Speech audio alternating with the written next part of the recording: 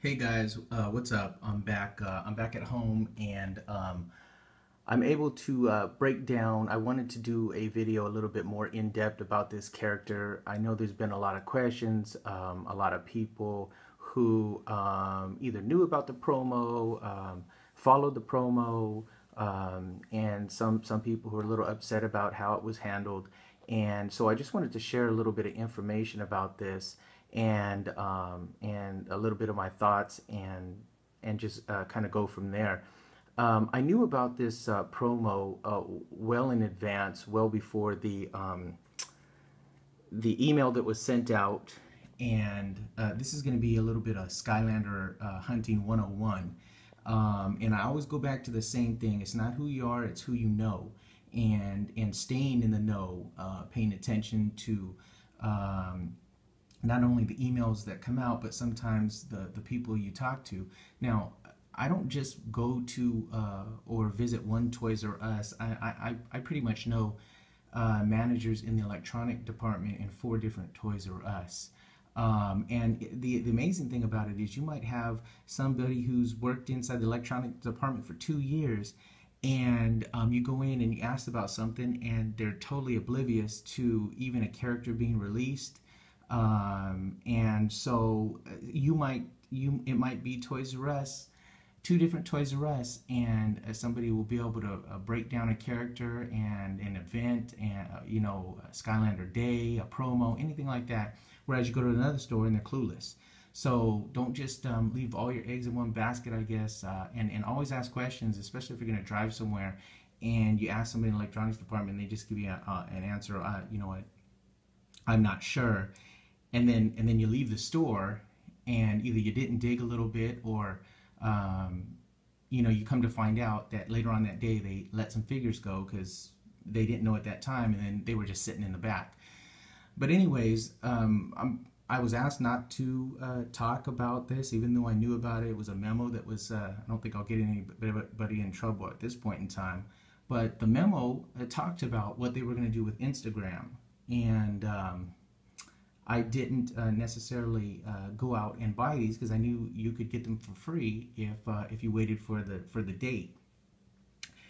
And so they weren't sure if it was going to be the 7th or the 13th, and so it was kind of like a guess. The 7th came and went, and so by just process of elimination, I knew it wasn't going to be that, and so the 13th came, and of course the Instagram post happened.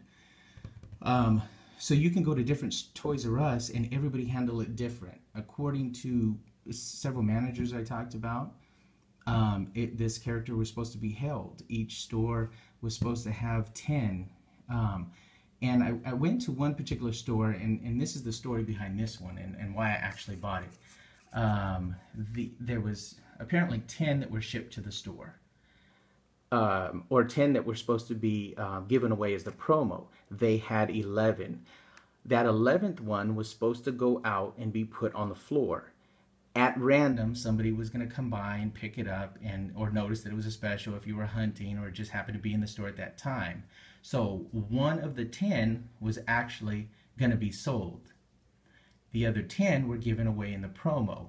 Now, as far as the promo and these figures, if you remember a video I did back in September of 2013, I talked about a special edition Gill Grunt, which I actually obtained in Vegas.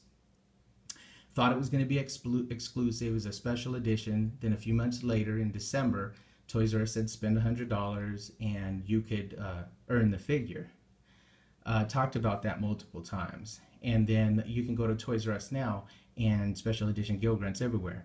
If you haven't got this figure, you're bummed out, you're kind of upset of how the promo went. Now, you probably missed out on getting it free, but if you haven't got it, be patient. I can almost guarantee you that these are going to show up just as much as the special edition Gill Grunt.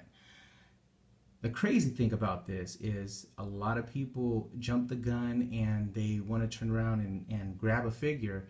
And I do my best to stay away from eBay, especially on these type of characters that you think they're going to be special, limited edition. Now, this thing appeared a year ago on an episode of Boomcast. I seen this figure actually sell on eBay for $1,600. that's just ludicrous for the simple fact that, I mean, we were able to get 4 for free. So it's just crazy.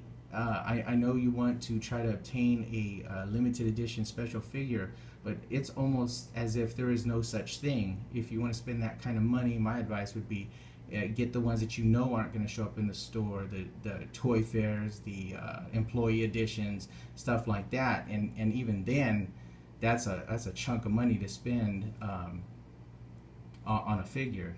But anyways, going back to these, so the store sold this one. I got this one as a gift. I talked about that already. I got this one.